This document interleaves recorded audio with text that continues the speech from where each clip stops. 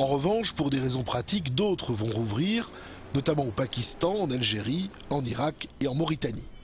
Le pays qui semble le plus dangereux reste le Yémen, où d'autres ambassades occidentales, comme celle de la France et de la Grande-Bretagne, resteront closes aujourd'hui encore.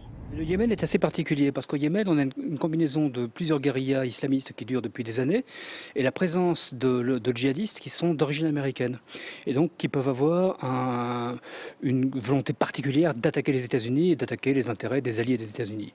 Donc ça explique, et par ailleurs on a connu au Yémen ces dernières années des complots terroristes assez importants, donc ça explique sans doute que le Yémen soit un des points où cette menace se focalise, mais il y en a probablement d'autres. Les services secrets américains ont identifié des messages menaçants en provenance d'Al-Qaïda. Mais aujourd'hui, il est très difficile pour la nébuleuse terroriste de frapper au cœur des pays occidentaux, comme à New York en 2001 ou à Londres en 2005. En revanche, les implantations diplomatiques dans les pays musulmans sont des cibles relativement faciles, d'où ces mesures exceptionnelles prises depuis 2 jours.